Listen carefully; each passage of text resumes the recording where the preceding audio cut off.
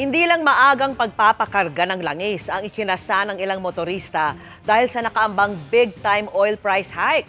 May mga nagbalak ding mag-imbak nito bago magtaas presyo. Pero delikado po yan ayon sa mga otoridad. Nakatutok live si Mariz Umali. Mariz!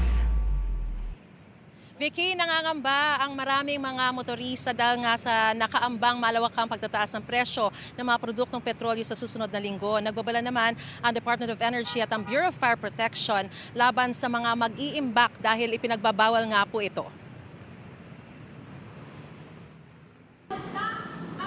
Pila-pila ang mga nagpapakarga sa gasolinahang ito, sinasamantala ang mababa pang presyo ng produktong petrolyo. Pero anila kahit anong agap nila, aabutan at aabutan pa rin daw sila ng pagtataas singil dahil araw-araw din naman sila kung kumonsumo ng produktong petrolyo.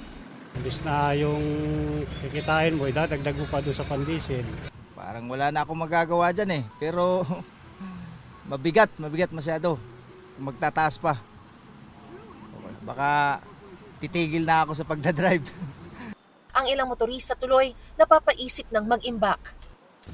Kasi pamahal na ng pamahal din yung yung gasolina natin ngayon Talagang iindahin talaga natin yung ganong kasakit na nangyayari sa atin ngayon.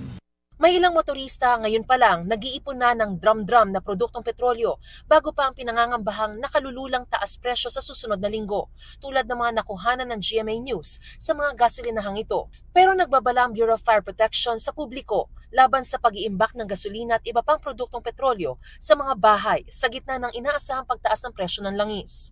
Mahigpit po na ipinagbabawal ng Bureau of Fire Protection na mag-imbak o mag-store ng mga gasolina or highly flammable na chemicals, ma'am, sa kanilang bahay, ma'am. Kasi po, since highly flammable po ito, may pagkakataon po na pag nagkaroon ng leak ang inyong storage na pinaglalagyan po ng ating mga gasolina at ito po ay nagkaroon ng spark or nagkaroon ng konting ng spark na makakapagdulot para mag-apoy siya, mabilis po itong kakalat sa ating kabahayan at mabilis pong masusunog ang ating bahay. Huwag nating i-sacrifice yung safety natin, ma'am, para lang makatipid.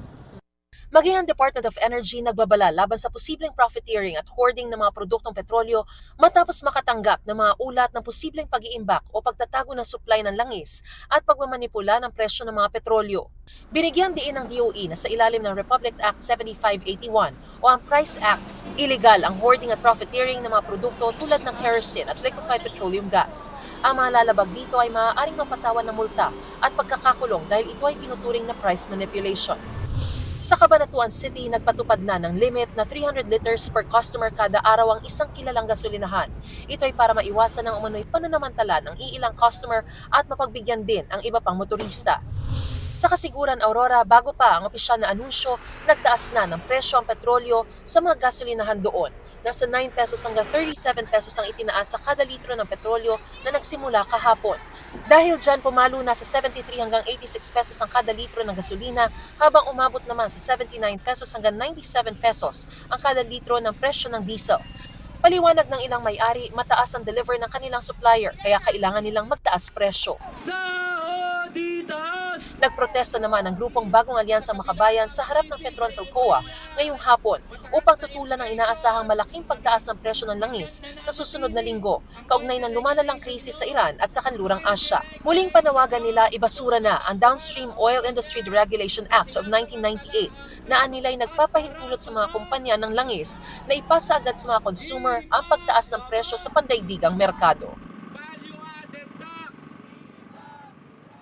Vicky, nakipag-ugnayan na ang Department of Energy sa DILG at PNP para sa agarang aksyon laban sa mga masasangkot sa profiteering, hoarding at price manipulation. At nakikiusap sila sa mga consumer na agad i-report sa kanilang ahensya ang ganitong mga insidente o di kaya ay itawag sa government hotline 8888. Vicky? Maraming salamat sa iyo, Mariz Umali.